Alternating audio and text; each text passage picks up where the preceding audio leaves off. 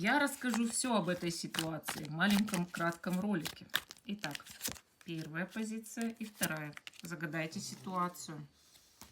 Итак, первая ситуация у нас с вами – это восьмерка мечей.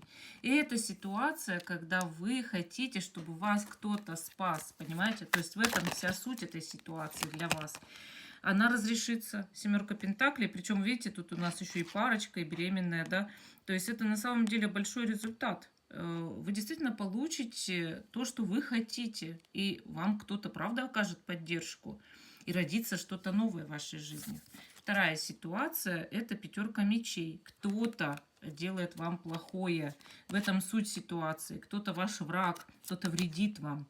И по семерке мечей этот кто-то притворяется хорошим для вас другом, да, или там приятным человеком. По луне ситуация еще некоторое время не разрешится.